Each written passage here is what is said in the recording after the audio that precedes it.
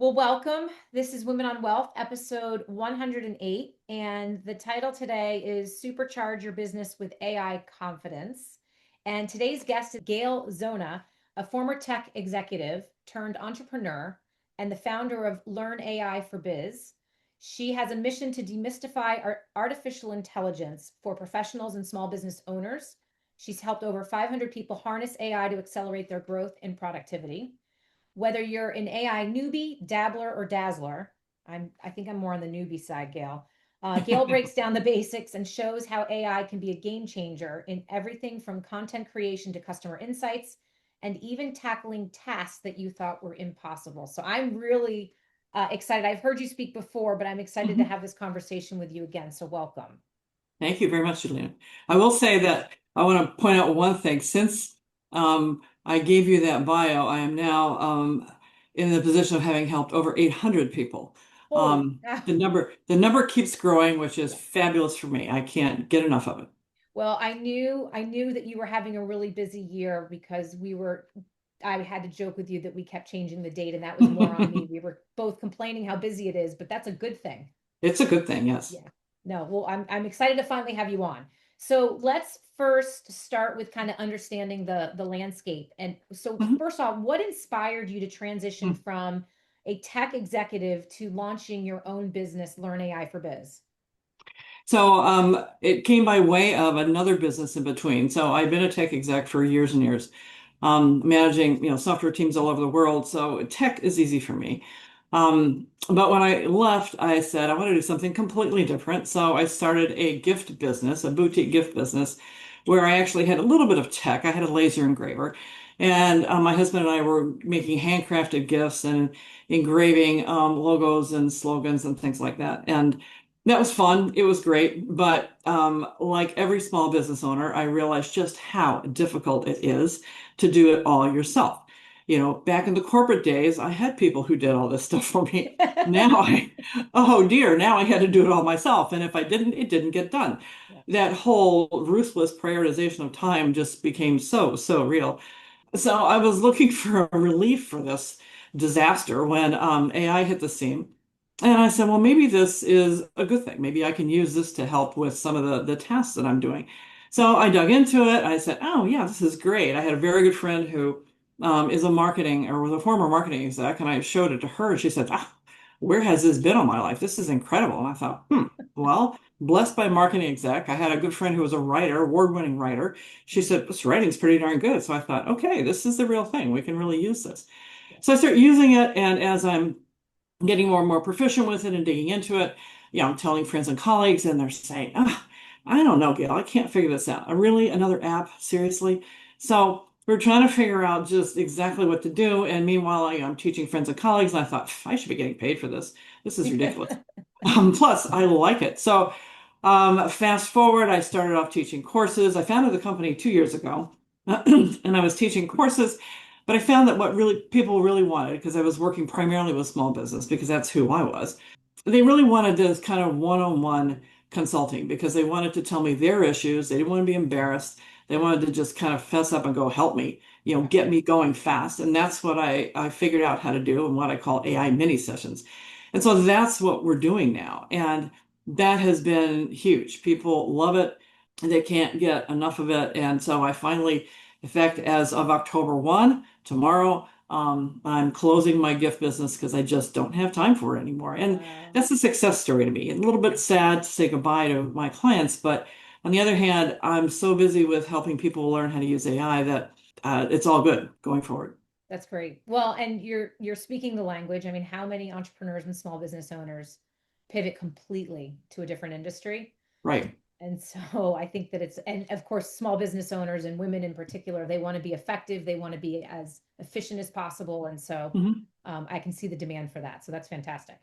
How would you describe the current state of AI for small business owners and professionals? It's good getting better. In fact, it's almost a must-have. There was a time, I was reminiscing with a colleague, there was a time when people would say, wonder if I should have a website.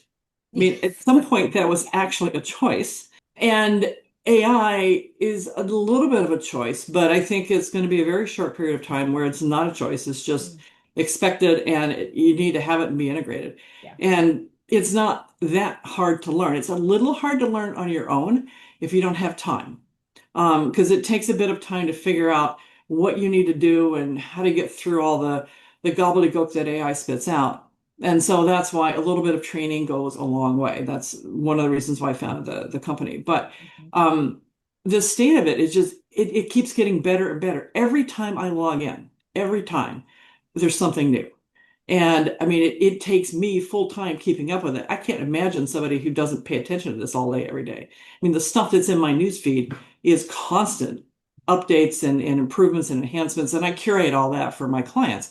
But if you're not paying attention to that, and why would you if that's not your business? Yeah, it does seem a little overwhelming and confusing. So that's one of the things that I help people with, is just trying to figure out what matters and what doesn't, because there's an awful lot that doesn't matter. But it's really important for people to at least try it. Mhm. Maybe you decide that it's not useful for you, but at least try it. Almost everyone can use it in some capacity to augment what they're doing. And that's what I really help people figure out how to do. And why do you think that now is the time to embrace it? Well, now is the time. Tomorrow's a good time. Yesterday was a better time. Yeah. Yeah, I think that's a really, I think that's kind of what you have to look at. If you wait, what benefit is there? It will change, it will get better, but meanwhile, you've lost out on the opportunity Yeah. to benefit from it. It's a little bit like starting a savings account. When's a good time? Now. Yesterday was better. Now Tomorrow you're is a speaking little my bit less good. language. Well, right. So it's the Yeah. same kind of thing. I mean, you want to get the benefits as soon as possible. So why not start as soon as you can? Okay. Time is an issue. I understand that. And it's yet another app, but with a little training, you don't have to spend gobs of time. And, I get people running up and running in a day. So, I mean, it's not Yeah. that hard to do. It's just you have to decide that you're going to actually do it. Well, and it's amazing. I'm thinking back to the first time I ever used AI, maybe it was a year ago. Hmm. And I'd like to think maybe I was late, but at the same time, I know a lot of people that have never used it. Oh, yeah. I never would have thought to use it from a business perspective. And Hmm. now look, here we are a year later. So Here we are. Right. Well, yeah, and a lot of people start with the menu planning and the trip planning and all the other stuff. That's fine. It's starting anywhere is good. yeah, Um, but I know when I speak to groups about how to use it in business, they're blown away, even though it's rather simple stuff, because they just don't think of it. And yeah, I think that's the tricky part. Like, well, what can I use AI for? And kind of the flip answer is, well, what can't you use AI for? right. But more importantly, what I try to do when I'm doing speaking engagements is say, hey, look, here are all the different kinds of things you can use it for that maybe you didn't think of. Yeah. And so just to kind of spark people's ideas. I mean, I've got a light bulb in my logo, and that's by design because I really want to see light bulbs popping in people's heads. Yeah. And I think you hit it right on the head. I mean, I think the first time I used AI, I was looking for a definition. People use it for menus. Went to Miami this year and I plugged that in. I was looking for Sure. gluten-free restaurants for my daughter. So how does someone use AI maybe to create a blog post or social media Mhm. campaign? Let's kind of take it a step out. Sure. Let's get a specific example, and I'll pick. Let's start with a social media post because that's the easiest thing. Yeah. And that's the thing that most people start with. We all have that, social media drag on us. That, oh my God, have to do yet another LinkedIn post, yet another Instagram post. So a couple things. One is the more you customize AI, the better it will perform for you. And that's a thing that most people don't really understand. You can go into AI and say, create an Instagram post, easy Yeah. enough to do. But um, if you give it a little more information Mm-hmm. about what kind of Instagram post you are, who you are, why you want to do it this way. And I can talk about kind of how to do the prompts so that it makes more sense. But the more information you give it, the better results it produces and the less tweaking you have to do. Right. So a lot of people complain, well, it gives me stuff, it sounds like a robot. Sure, it sounds like, I won't say a robot, but a default mode. They all have to start somewhere. And Exactly. so each company had to pick a certain style to start with. Well, it's probably not your style. Mm-hmm. And so you Hope want to not. teach it. Right. Although one of the AI gurus said we're all starting to talk like AI. I thought, oh my God, that's horrible. But it's just a scary thought. But you can teach it how to talk like you, how to sound like you, how to use the same words and phrases and punctuation that you do. And then you can start to create stuff that really does save you time because you Yeah. don't have to go in and create a post and then tweak it, tweak it, tweak it, tweak it for the next half hour. So the Okay. same thing when you hear a lot of companies complaining about the fact that they're trying to introduce AI, but the humans have to spend too much time cleaning up the AI slop, they call it. That's the new term, Mm, AI slop. Okay, but that's because they haven't trained it. They haven't yeah. trained it to say things the way they want, how the company wants. They haven't trained it on who the what the business is, who the customers are, what the clients think. Right. All of that stuff makes a whopping difference in the results that you get. So I have a couple follow-up questions on this. Yeah. How do you customize it? Like So for you have to teach it who you are. So at Mhm. the beginning of any client consultation that I do, I teach people how to customize, and that means that you need to tell it um, what your company does. A quick and dirty way to do that is just to have it analyze your website. Mhm. Um, you need to, but you can give it a lot more to really get into it. One of the things Yeah. I do is help people learn how to create their UVP, their unique value proposition, Proposition, yeah. so that how do I stand out from others, Yeah. right? That is huge. And AI can help you do that if you give it the right information. But you want to train it on your company, you want to train it on your clients. Who are your clients? I mean, most all of us have multiple kinds of clients. Mhm. So let's put a little bit in about those clients and have AI dig into it and figure out, well, who are they? What are some insights about those clients? How do they behave? How do they act? What do they care about? And so once you put that stuff in, all of a sudden you have a much richer definition of who your clients are, who your company is, what your missions, your values are, what your products and services are, what your pricing is. And so all of that now, when you start to create social media posts, it pulls all of that in. And Okay. so instead of just some blah random, hi, I'm a financial advisor. Yeah. No, I'm a financial advisor who does X, Y, Z, who cares about this, who specializes in this, who has clients who say X, say these wonderful things about me. All of a sudden, you're a real person as opposed to just, generic capital F financial, capital A advisor. Right. So that makes a huge, huge difference for anyone who does this. And so that's why I always talk about that customization piece first, because that is what really differentiates people who can use it like an expert and people who are just playing around. And Gail, so like you have a username and password, right? You log in or you open the app. Yep. Do you have to customize when you start a new chat every time with who you are? What do you have to put that in there? Or, when you look on the left-hand side, it's got all of your previous chat. All your previous chats. Yep. Yeah. Does it know from a previous chat that, hey, I'm still Julina Ogilvie, I'm Oh, a financial advisor, and this is what I do, or do you have to start that over again? no, no, you can set it up more or less one time. So there's three Okay. ways to customize it. There's a little personalization box where you can put in your name and what you do and things like that. Yep. So all the apps have that. Some apps, ChatGPT is my favorite because of the customization options. Okay. Has a memory that you can actually store things in. So you can put things in about all of the Okay. stuff that I just talked about, this customization stuff. Not all of them have that feature, and so that makes some of them a little bit less good. Does it still Um, say memory on the left panel? Well, no, it's the way to access it, you can tell it to save to memory. And Oh, then okay. when you, I mean, hard to describe this in words as opposed to showing people, but Yeah, no. if you're in ChatGPT, if you go to the lower left-hand side, currently it's lower left, sometimes it's upper right.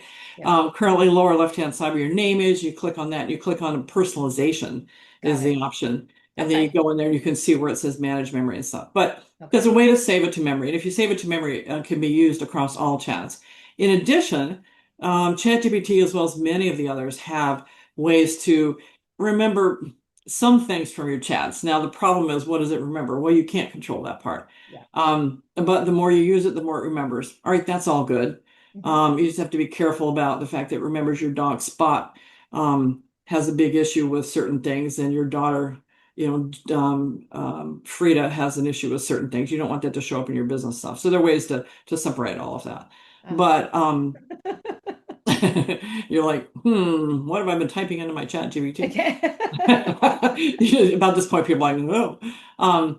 But there are, like I said, there are ways to separate it. But the point Yeah. is that in any given chat of any of the different chat bots, anything you type in the beginning, it remembers throughout that chat. So Okay. if you've typed something in at the beginning, it'll remember that at the bottom of the chat, as you keep going. So that's the nice part about that. Okay. But then some of them have capabilities to remember things outside of those chats. So the next time you come in, it remembers that your dog is Spot and your daughter is Frida.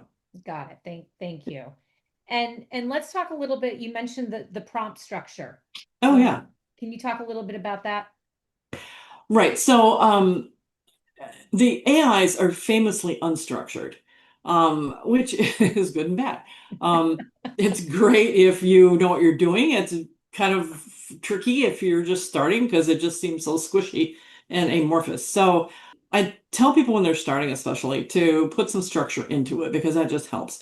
And so the three kinds of things that are most important to include in a prompt, there are more, but the three kinds of things are one is what I call a persona. So what kind of expert do you want this a chatbot to be? And the reason to do that is because they're all programmed to give you responses as fast as possible, Yeah. which means that it'll spend as little time searching its giant database as possible. So if you just say, I want an Instagram chat or Instagram post, it'll say, oh, Instagram. Yeah, okay, here, blah, blah, blah, blah, here you go. What you'd like instead is to say, you're an Instagram expert in financial services. I want to make sure this Instagram post is compliant, so use the following rules. Make sure you include a call to action. Make sure you include a catchy hook to stop the scroll. I mean, all of these things that are pertinent, all of a sudden is going to take a little more time to find all the right rules and everything to create that post, but that's great because you're going to get a better result from it. Yeah. You'll have to tweak it less. And so that's the kind of thing that you want to do. So that's the persona part. You should include that at some point. Then the other part is the backstory, the second part. And that is if you've customized something, you've done that customization piece, that's already done for you. Or if you haven't, you can put some of the backstory in. I've got an event coming up next week about how to teach people when to start saving. So, here's the title of the event, here's Yeah. the name of stuff. So that kind of stuff, that's the backstory. Give it a little bit of information. Okay. And then finally, the task, which is, create a post on Instagram. That's all good. But here's the interesting part. For AIs are built to mimic humans. And so to the extent that you can include an intention or a goal, Mm. it will give you better results. So if you say, I want to create a post that will get people excited to come to my event. In particular, I want people who've never had a financial plan before to be excited and come. Mm. That will give you a very different post from just create a post about my event. And Yeah. you'll get much, much better results that way. Oh, interesting. Okay. So you kind of hinted to it, but one of the elephants in the room is, there still is a lot of fear around Oh, yeah. around using AI, how much information, I know, for example, in our industry, there's still a lot of compliance around how much AI we can use. Like we're not putting Right. client information into AI. Right. So walk through some of the myths that you hear and how do Mhm. you explain it? There's a couple different things. One is some of the myths. So you get the well, I don't want to use AI because it sounds like a robot. And like I said, if you customize it, Mhm. it will not sound like a robot. So you can get rid of that, instantly. Um, I don't. The other one I hear, I don't want to use AI because it's cheating. Cheating, that's interesting. It's not me. And I say, well, how would it be different if you hired someone to do the copywriting for you? Same, yeah. This is just a digital copywriter as opposed to a human copywriter. Mhm. And you kind of get people thinking, they're like, huh, okay, I got it.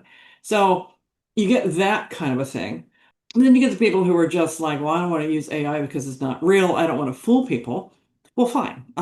Put a transparency notice at the bottom of your AI posts or on your website. Some of the content that I've created was created with the help of AI. Yeah. That's fine. And I think we're starting to see that become more and more not not required, but more common Yeah. because many of us are using AI. I mean, I do a lot of work with AI naturally, but AI never writes it completely for me. the other thing about AI is you can't trust it. Well, because it doesn't give you sources. You can ask AI to give you sources. So that's not an issue. You can go look those sources up. Yeah. But it does make errors. It absolutely makes errors, which is one of the reasons that people talk about AI replacing humans. I'm like, well, maybe. But AI makes errors. And so you have to read stuff. Yeah. And if you don't have at least one set of human eyes on something, I'd say that you're really in trouble. I mean, there's lots of famous cases where, lawyers have tried to write briefs using AI and other things. So Yeah. you really have to make sure that you're reading everything that you put out. Even if AI writes the whole thing for you, Yeah. that's fine, but just read it. And read it not only for accuracy, read it for point of view. Make sure you agree with it. Yeah. As I tell people who are in the healthcare field, AI is somewhat biased in healthcare because it gets as much of its information from the internet.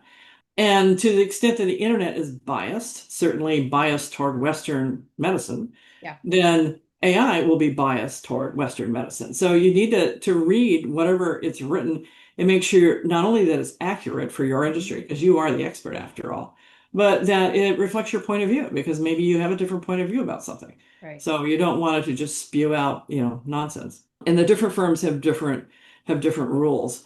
But a general rule of thumb is the comment that you made. Don't upload client names and specific information. Right. Now, it doesn't mean you can't use it for client work. Just keep the names and addresses and social security numbers out. Because a lot of people want to use AI to help with note taking from client meetings. We all have client meetings, all of us who are in service businesses, and Yeah. it takes forever to deal with that. And whether, even if you're using an AI note taker, that's not a follow-up email afterwards. It's not a personalized follow-up email. But if you use AI properly, you can create a very useful, very good personalized follow-up email. So one of the things I tell people, for example, let's suppose you're taking notes by hand because you're not compliance-wise, you can't record stuff with Zoom. Fine. Read your notes back into AI. You can use that with the dictate tool. And instead of saying the client name, just say this was a meeting at 1 o'clock on October 1st. Right. Well, you know who that was with. Yeah. But there's no client name required. But the rest of it, with client details, yes, but no client name address. Yeah. So that's how you can kind of separate and divorce the two of those. That's clearly the area that's the most concern Of course, of for course. most industries. Yeah. Well, And and for most industries, right? It's not yeah. just the financial industry. I mean, all industries. I caution people to not put their client names in. And people do. That's fine. But I mean, it's you want to make sure that you've got the privacy settings set correctly for your particular chatbot. Some have Right. better ones than others. But even with that, and that means it's not going to take the information you type in and upload it. Okay, that's good. But even with that, you just want to exercise caution. Yeah, and I think that's part of the fear. I wouldn't want someone using my name in their AI or No, of my course not. yeah. Well, and so talk about accuracy, Gail, you'll laugh. I did have an event last week. I was trying to put something out on social media, so I thought, hey, why don't I plug it in and see what it says? And it came back with some interesting stuff, but it actually, now I'm going to follow up with you later on this. I just started paying for Chat GPT, and so I noticed the Mhm. prompts. There's more prompts following what I ask it to do, and it said, "Would you like me Yes. to create a post for you?" And I said, "Sure." And Hmm. it came Hmm. back, and it was funny because it was all the right information, but when I looked at the picture, it was supposed to be of me. It was with another woman that looked like me but wasn't me, and I was like, "Well, that's not me." So Right. Well, right. So you can have AI help you create images, and there's a yeah, whole separate thing around that. I So guess I'm not there yet. yeah, yeah, it won't automatically just create a post with you in it.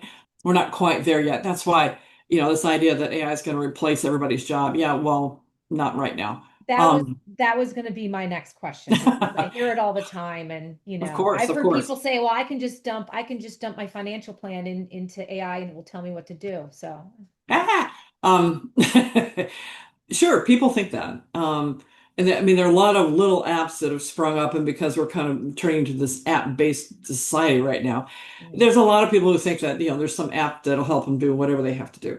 I think that's part of what's generating all this. But yeah, going back to will AI take my job? Because, oh my God, I get that question a lot, and I read stuff every single day about that. yeah, Um, so there's there's a big, I kind of split into two things. There's the corporate thing, which is all these, giant announcements. We've laid off 4,000 people because AI is going to do all their work. Yeah. Um, no, that's not really true. They're laying off 4,000 people because they need to show Wall Street results. And that's the current trendy statement. We're laying it off. A few years ago, it was we're flattening it and we're reducing all middle management. There's always some trendy statement on Wall Street about why they're laying people off to Mm-hmm. improve bottom line. Even Jerome Powell came back recently and said, yeah, it's not really AI, guys. It's this no hire, no fire thing. So nobody's hiring, nobody's firing. So that's why the job market's stagnant. Well, that makes a lot of sense. But the truth is that there are companies that have fired a whole bunch of people. Klarna is the latest one I can think of that has sheepishly, last year they said, yeah, 4,000 people or some ridiculous number. And now they had recently a recruitment thing back in May to pull people back. Why? Because AI is not at the point where it can totally replace people's jobs. It can replace certain things that they're doing Sure.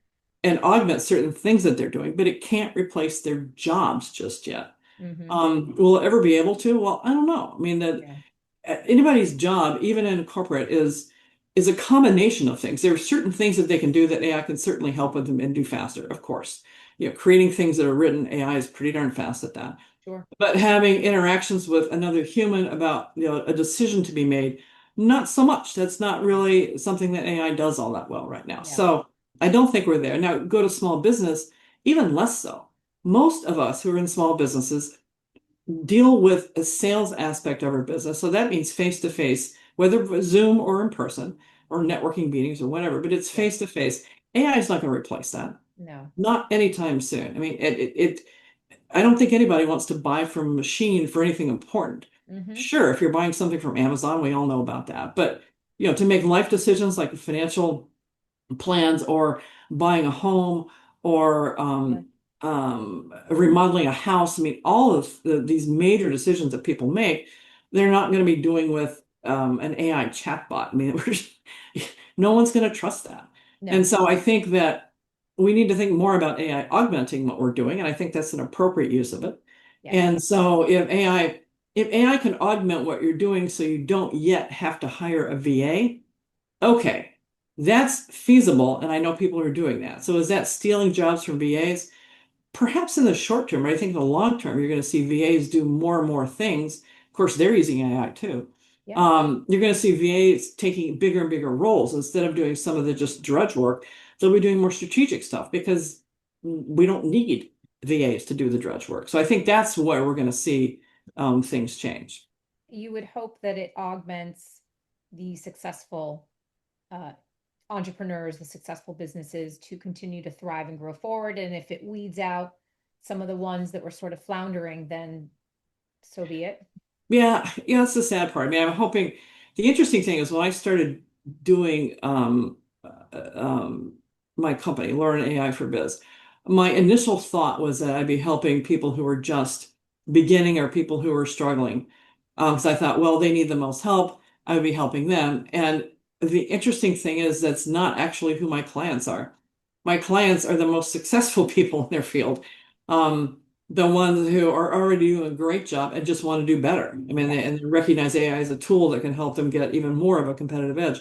So what's going to happen with the people who, are following? I don't know. I mean, I'm hoping that AI can help them because I know they need it, but I'm not sure that that message is getting out there. No, it's amazing. That comment to me is very fascinating. And but at the same time, you just told me that you came back from a very large conference of top producers, speaking to them. Right. So it makes sense.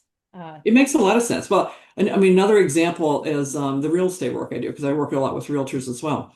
Um, and so I would do at these firms, I do a free session and then I do a paid session. Inevitably, the people in the paid session, the follow-on session, were mhm. the top producers. Yeah.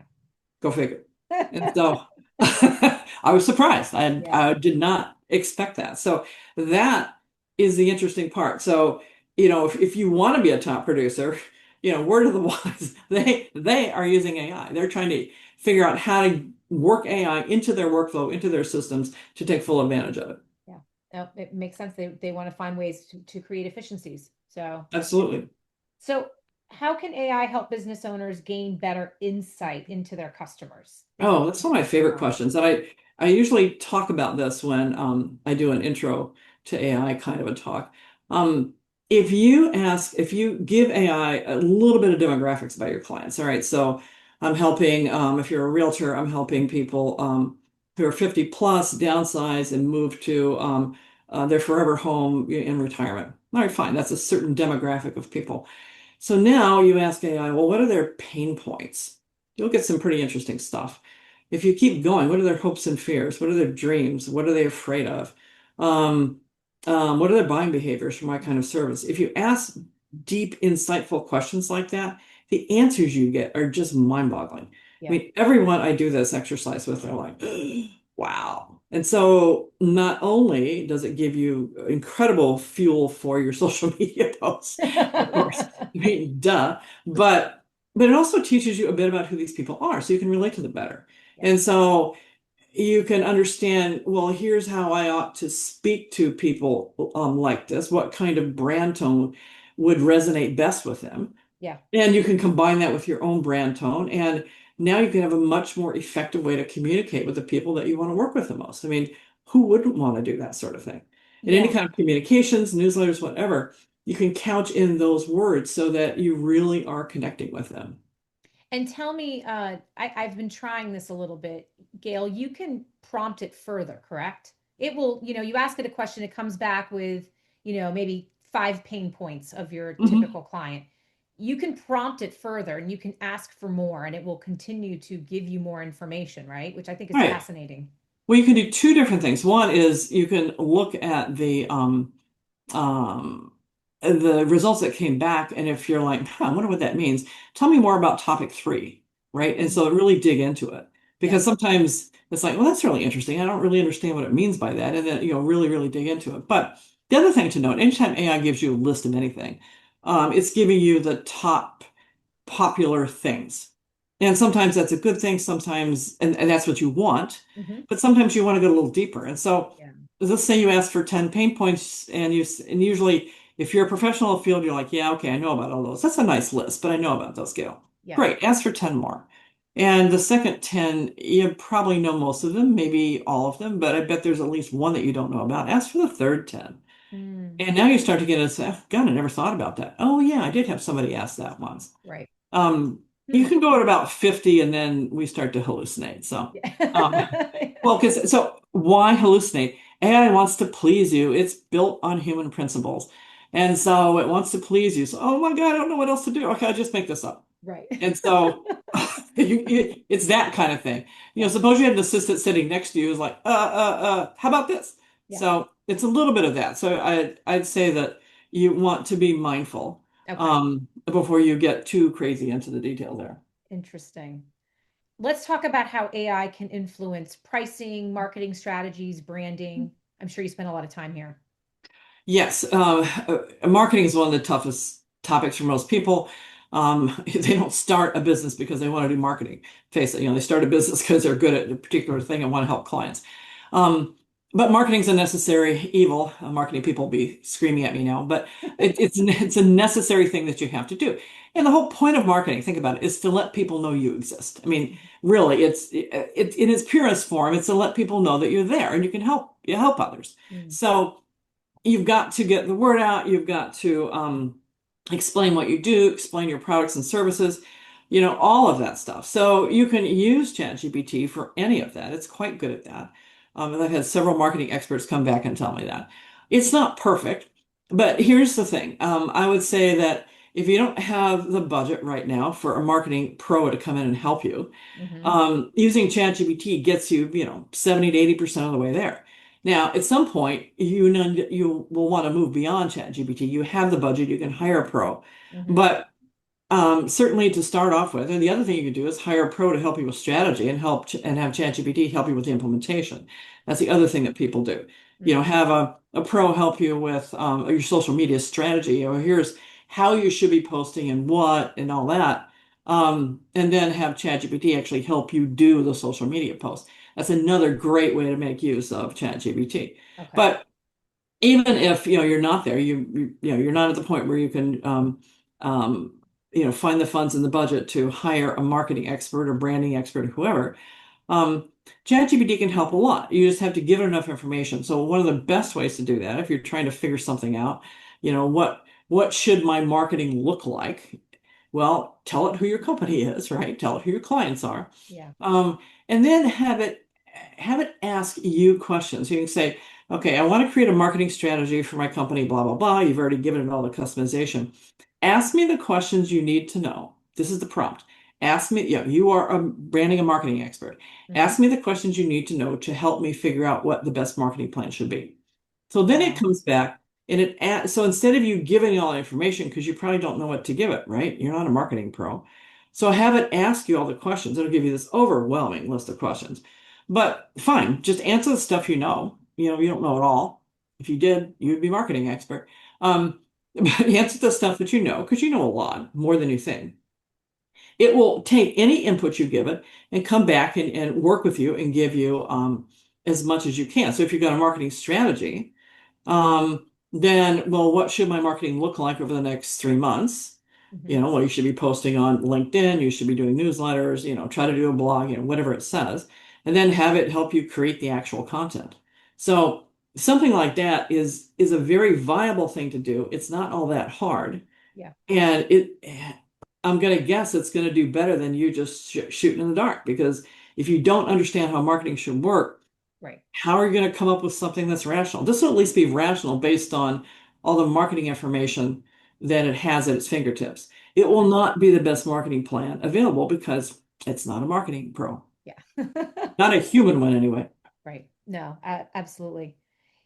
You have talked about accomplish the impossible. Can you talk a little bit about that? Do you have real life examples?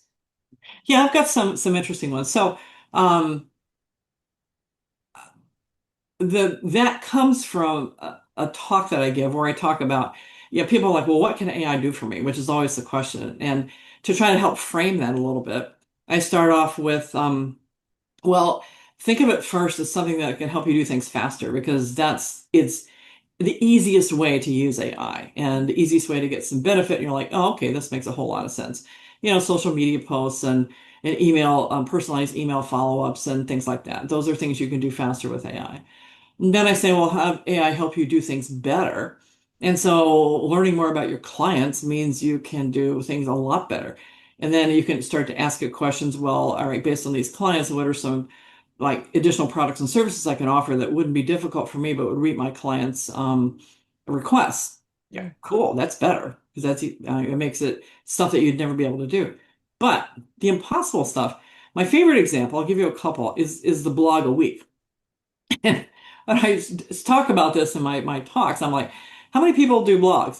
How'd you like to do a blog a week? Are you kidding? A blog? I do a blog a year, maybe, right? Right. That's what most people say. Like, how do I do a blog? Yeah. Um, but I actually have a great example of a realtor, top-notch realtor, who her firm was putting big emphasis on blogs because they had a new blogging platform. And so she was like, I want to do a blog a week. I said, all right, here's how you do it. And she's actually doing that, and her results show it as well because she's getting all this information. And the reason to do a blog a week is not because you want to get kudos about your blog. What we're doing is just generating backlinks and generating all sorts of content on social media or on the web. I'm sorry, the internet for so the algorithms can pick it up, right? That's the whole point of blogs, for the algorithms to pick up keywords and point back to your website, and so Mm. you increase in rankings. All right, so that's really what's going on behind the scenes. Okay, so how do you do that? Well, you've already customized AI, know who you are. Hmm. You ask it for a list of topics, and there are ways to ask. You tell it you're a blogging expert first. You ask it how long the blog should be, because of course it's different for different industries and different for different purposes. You use AI to help you figure out what the keywords should be. And so you've got a list of topics and the keywords. And so you say, well, I'd like to create a blog on topic 3. Use the appropriate keywords, suggest an appropriate image, and create the blog, using the appropriate length of 1,000 words. In about 2 seconds, you have a blog. You have to read it. You have to read it. Yeah. Um, You have to read it. I'll say that one more time. But suppose you read it and you make a few tweaks. But remember, if the goal is just to create the backlink, tell it to include a backlink to your website. Mm, Now you've got a blog and you can post it. And you can yeah, use AI to help you create the image. This is not going to win awards. We're not even trying to do that. All we're trying to do is get more content out there to get the algorithms to point back to your website. And you can absolutely do a blog a week that way.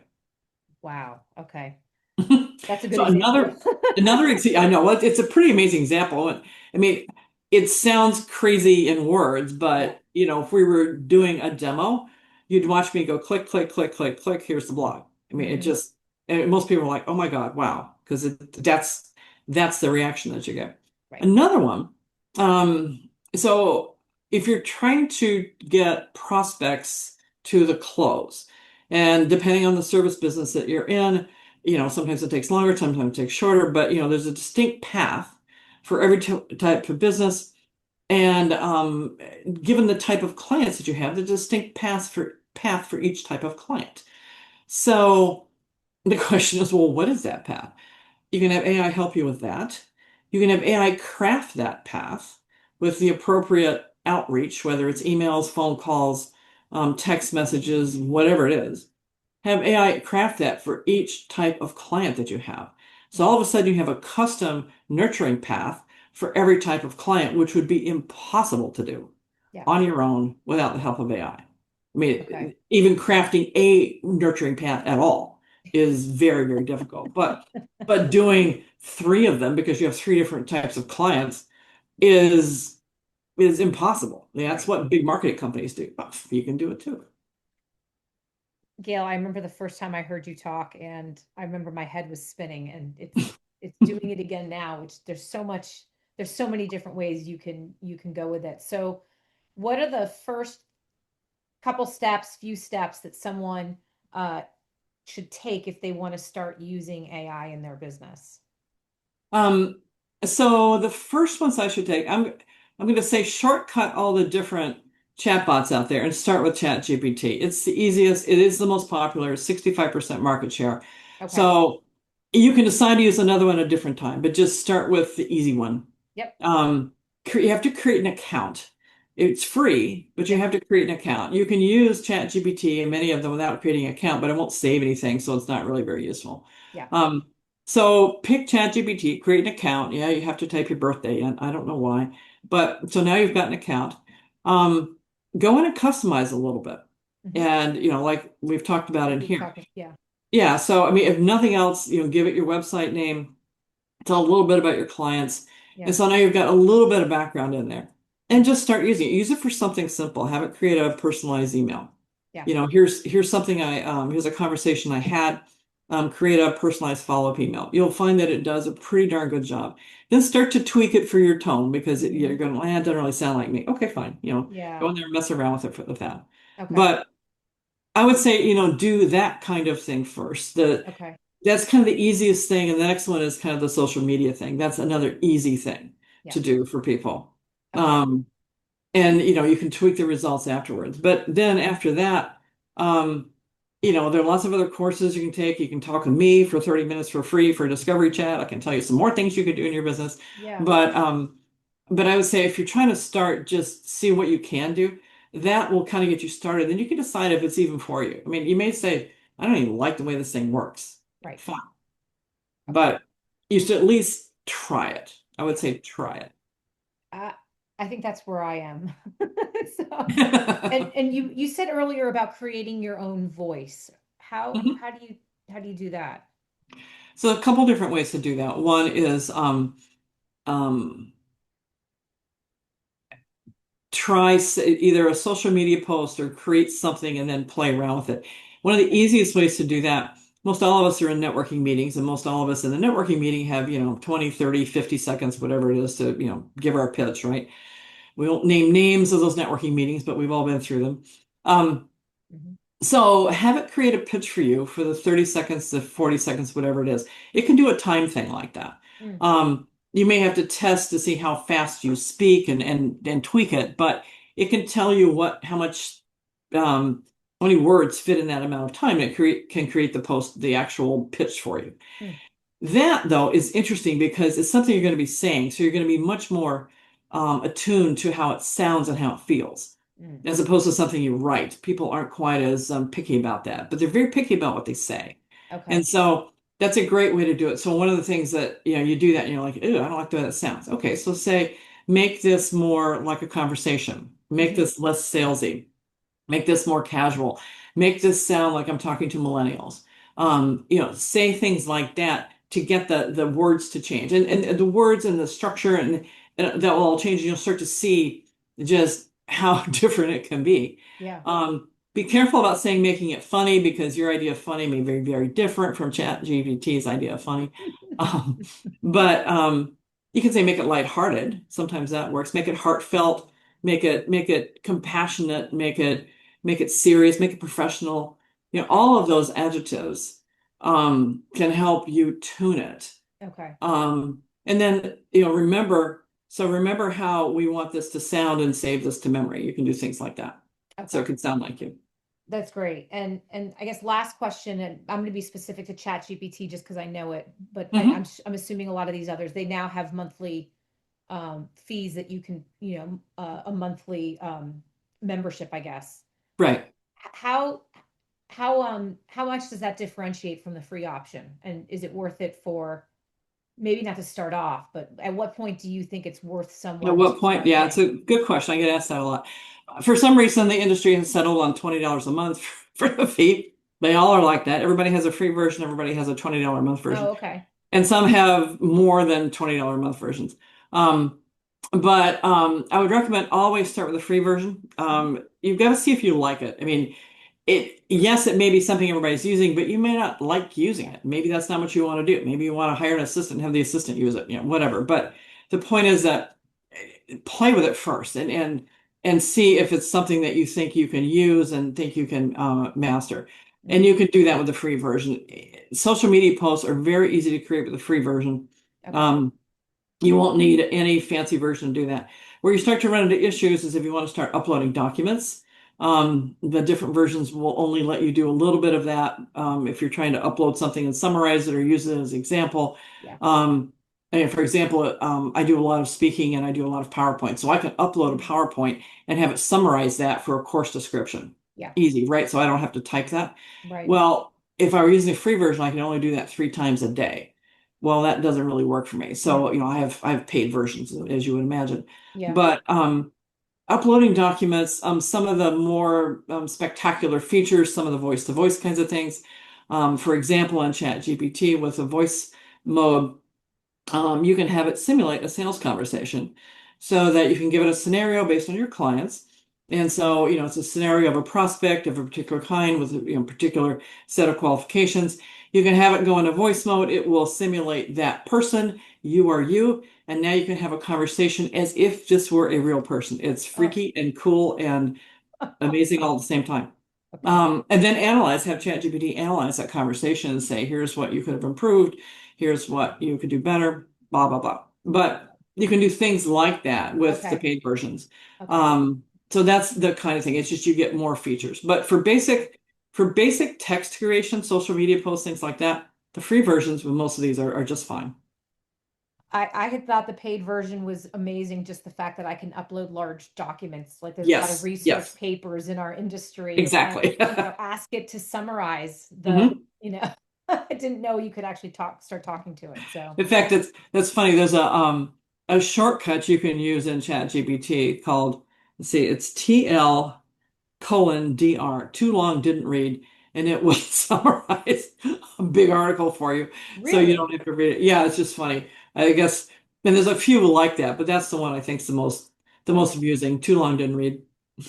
I'm gonna take a look at that. So, Gail, as always, every time I listen to you talk, there's something I learn, and Oh, good. it's interesting because I think this is certainly something that's going to continue to evolve. Yes, And it is. so I think you're in an exciting area to work with these small business owners on a consistent basis. So congratulations. Where can listeners learn more about you and kind of access your resources? Sure. So, my website, www.learnai4biz. Learn AIFORBIZ.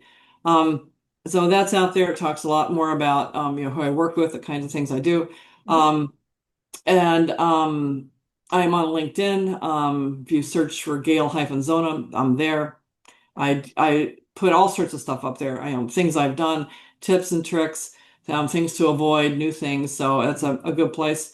Okay. Um, and you're welcome to email me at gail@learnaiforbiz.com. I'm happy to do a discovery chat. It's a free 30-minute chat with anybody. If you And want to that's learn on your more website, about, I'm assuming? yep, yeah. If you go to my website, there's a you can click on a link and it will Okay. throw you into the sign up for the free discovery chat mode. So Great. yeah, so Okay. I'm passionate about helping people learn how to use AI because it's just such a fabulous tool. Hmm. So I'm very optimistic about its uses. Yes, I know it can be used for things that aren't so wonderful, but for the most part, it's a really, really great tool. And for the first time, it can help those of us who are doing productivity kinds of tasks. I mean, this is Yeah. a huge. It's just such a game changer from that perspective. No, it's amazing. Again, I'm thinking back to what I knew a year ago to now. I can only imagine what that's going to look like another year from now. Oh So yeah, absolutely. we may have to invite you back. I'm happy to come back anytime, Julina. Thank you so much for all of your insight. It's truly fascinating, and all the best to you in the business. Thank you so much. Thanks for having me today.